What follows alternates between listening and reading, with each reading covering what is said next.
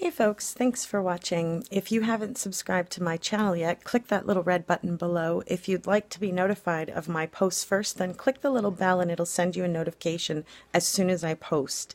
Also, be sure to like this video if you did enjoy it.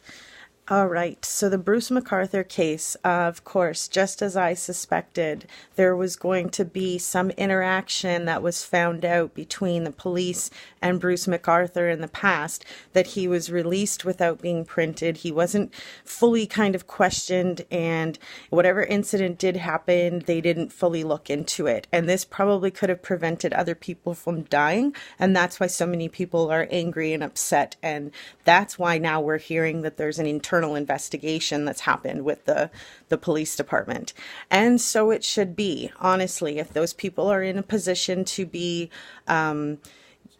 having that sort of power and authority, then they should be exercising that in the proper manner and to the fullest ability that they've been taught. And, if that needs more training, then you go for that. And if that means more testing, then you do that. And if that means printing anybody you've ever talked to, then you do that, which is probably the process they should have followed when they first talked to Bruce McArthur about whatever it was that they talked to him about.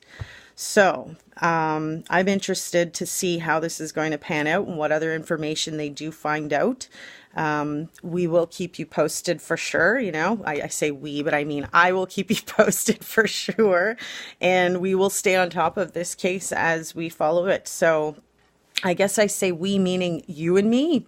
So for sure, stay tuned, and thanks for watching. Stay safe out there. If you have any information, of course, please contact the GTA, that's the Greater Toronto Area Police Department, and talk to somebody about what it is that you may have experienced with this person. Even if it was just a phone call, or even if it was just an online interaction, no tip or information is too small. So thanks for watching. If you haven't subscribed to my channel yet, click that little red button. And if you'd like to be notified of my posts first, then click the little bell. And be sure to like this post, folks. See you next time. Bye for now. Toronto serial killer Bruce McArthur. The Toronto Star and the Globe and Mail are reporting that McArthur was interviewed by police years before his arrest. Toronto police have now launched an internal investigation on this matter. CTV's Jacob Brown is on this story for us this morning. Jacob, good morning to you. What do these reports say about the police contact with McArthur in the past? Well, Marcia, both of these media outlets are quoting anonymous sources close to this investigation and are reporting that Toronto police interviewed McArthur sometime between 2013 and 2014, years before he was identified as a suspected serial killer. And on top of that, homicide detectives were not even made aware of it until after McArthur's arrest on January the 18th. So the Globe and Mail is saying that an anonymous tip from 2013 led police to interview him. That source also says it was in connection to the 3 missing men at the time, part of the Project Houston investigation, which closed after 18 months. The Star is reporting Bruce McArthur was brought in by police for questioning in 2014 in a separate incident, unrelated to missing men from Toronto's Gay Village. So as yet, we are not fully clear on what exactly McArthur was brought in for and what type of questioning he faced.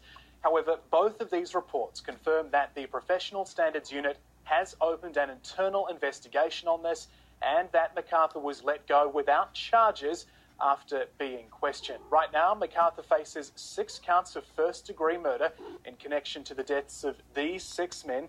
In an interview with CTV's W5 2 weeks ago, Detective Sergeant Hank Idsinger said McArthur wasn't a suspect until the winter of 2017. On Monday, we learned the remains of a 7th person were recovered from inside garden planters at a Toronto home where McArthur stored his landscaping equipment. 4 sets of remains are yet to be formally identified, Marcia, and police say that process could still take months. So, Jacob, this is yet another incident where police are taking heat on how they have conducted this investigation. That's right. We have been hearing a lot of criticism over how this case has been handled since it got underway. In fact, the internal investigation we just talked about now is the second launched from this case. In December, police announced they were reviewing how they handle missing persons cases, and the lead detective on this case has also been vocal about room for improvement. That same month, the Toronto police chief said that there was no evidence pointing to a serial killer, something the gay village community had been asserting for years. And more recently, Marcia, Toronto's LGBTQ community expressed anger after the police chief suggested an arrest could have been made sooner if the public had been more cooperative with investigators. Okay, Jacob, thank you for that update this morning.